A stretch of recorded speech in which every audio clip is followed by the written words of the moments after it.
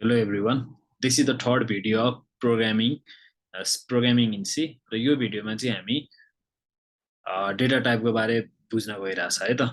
र data type in C programming भने चाहिँ any instruction that is used to declare the category or type of variable that are being used in C program है। अथवा के रहेछ भने data type भनेको यस्तो खालको क्याटेगोरी रहेछ जसले चाहिँ हाम्रो भेरिएबल कस्तो हो अथवा फंक्सन कस्तो हो कुन टाइपको डेटा हो हैन त्यसलाई चाहिँ हामीलाई थाहा पाउने रहेछ है त। र it determine how much space is occupy in storage in bit pattern store in interpreted है। र यो भ्यालुहरू चाहिँ अथवा कुन डेटा टाइप युज गरिरहेछ र त्यो डेटा टाइपले चाहिँ कति भ्यालु अथवा कति स्पेस चाहिँ अकुपाई गरिरहेछ हैन भन्ने कुरालाई चाहिँ फाइन्ड आउट गर्छ। र यसले चाहिँ के गर्छ भने कुन बिट प्याटर्न पनि फाइन्ड आउट गर्छ है त। र डेटा टाइप चाहिँ तपाईँको बेसिक पनि हुन सक्यो है। र त्यसलाई बेसिकलाई चाहिँ हामी फन्डामेन्टल पनि भन्न सक्छौँ र अर्को चाहिँ डिराइभ हुन्छ है त। र लेट्स गेट कस्तोलाई चाहिँ डिराइभ भन्दो रहेछ कस्तोलाई चाहिँ प्राइमेरी भन्दो रहेछ र कस्तोलाई चाहिँ युजर डिफाइन भन्दो रहेछ हेरौँ है त।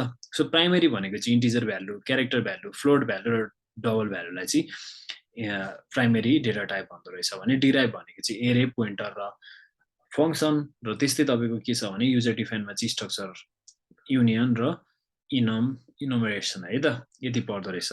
र यो भिडियोमा चाहिँ हामी प्राइमेरी डेटा टाइपलाई चाहिँ फलो गर्छौँ है त। र लेट्स स्टार्ट। प्राइमेरीको चाहिँ फर्स्ट भनेको इन्टिजर डेटा टाइप हो र it represent the integer number है त। र इन्टिजर नम्बरहरू तपाईँलाई चाहिँ स्टोर गर्नु पर्यो भने चाहिँ integer INT data type use गर्नुपर्ने रहेछ। र यसले चाहिँ कति बिटको मेमोरी स्पेस कभर गर्ने रहेछ भने 2 बाइट्सको मेमोरी स्पेस चाहिँ कभर गर्ने रहेछ। र यो चाहिँ साइन र अनसाइन हुने रहेछ है त। र साइन भने चाहिँ के हो अनसाइन भनेको के हो बुझौँ है त। र साइन भनेको चाहिँ 32 bit data num that encodes in integer in the range of -214748364 देखि 214748364 सम्मको डेटाहरूलाई चाहिँ स्टोर गर्ने भयो भने अनसाइनले चाहिँ तपाईँको 32 बिट डेटा नम नै हो। तर यसले चाहिँ के गर्ने रहेछ भने नन नेगेटिभ इन्टिजरहरूले चाहिँ स्टोर गर्ने रहेछ है त। र हाम्रो इन्टिजर चाहिँ आइदर साइन अर अनसाइन हुने रहेछ। र इक्जाम्पलको लागि चाहिँ -514897347 अथवा जति पनि नम्बरहरू बन्छ इन बिट्विन यो इन्टिजरमा अथवा यो रेन्जमा ती सबै कुराहरूलाई चाहिँ इन्टिजर भ्यालुले स्टोर गर्न सक्ने रहेछ है त। त्यसपछि आउँछ हाम्रो फ्लोट आउँछ। र फ्लोट भनेको चाहिँ it represent the real number with the fraction that is 314 and it requires 4 bits of memory space है त। सो एउटा 4 बिटको मेमोरी स्पेस चाहिने रहेछ कुनै पनि एउटा फ्लोट भ्यालुहरू स्टोर गर्नु पर्यो र भने। र यो फ्लोट भ्यालुबाट चाहिँ हामी डबल र लङ डबल भन्ने चाहिँ डेटा टाइपहरू चाहिँ बनाउन सकिन्छ है त। र तपाईँको फ्लोट भने चाहिँ इन सिम्पल टर्ममा बुझ्दाखेरि चाहिँ हामीले चाहिँ जस्तो डेसिमल है म्याथको डेसिमल डाटाहरू स्टोर गर्नु पर्यो भने चाहिँ हामीले के युज गर्न सक्ने रहेछ भने फ्लोट स्टोर गर्न सक्ने रहेछौँ है त। त्यसपछि आउँछ क्यारेक्टर है त। र character represent a single alphabet or symbol or multiple alphabet or symbols for a strings and it requires a 1 bit of memory space है त। र यो क्यारले चाहिँ कति मेमोरी स्पेस खाँदो रहेछ भने तपाईँको 1 बिट अफ मेमोरी स्पेस। र यसमा चाहिँ हामीले अल्फाबेटहरू स्टोर गर्न सक्ने भयौँ सिम्बलहरू स्टोर गर्न सक्ने भयौँ अथवा multiple alphabet or symbols for the string है त। र यो क्यारेक्टरहरूलाई चाहिँ कम्बाइन गरेर चाहिँ हामी स्ट्रिङ डेटाहरू होइन स्ट्रिङ डेटा भनेको चाहिँ अल्फाबेट होइन combination of alphabet or combination of सिम्बलहरू चाहिँ स्टोर गर्न सकिने रहेछ।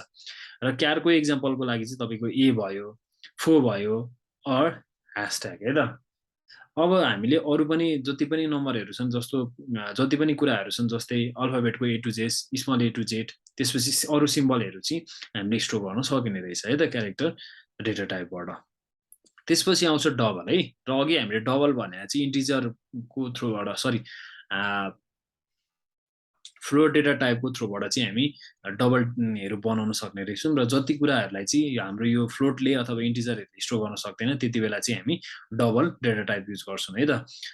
र यसले चाहिँ के गर्न सक्छ भने रियल नम्बरहरूको डेटाहरूलाई चाहिँ स्टोर गर्न सक्छ। र the data type can be represent fractional or whole number to है त। यसलाई चाहिँ हामीले फ्याक्सनलको थ्रुबाट पनि राख्न सक्ने भयौँ स्टोर गर्न सक्ने भयौँ अथवा होल नम्बरको थ्रुबाट। र यसले चाहिँ के गर्ने रहेछ भने 8 बिट अफ मेमोरी स्पेस है। सिन्स यसले चाहिँ धेरै बिटको मेमोरी स्पेस खाने भएकोले गर्दाखेरि चाहिँ सानो नम्बरको लागि चाहिँ हामी इन्टिजर अथवा फ्लोट नै प्रिफर गर्छौँ है त।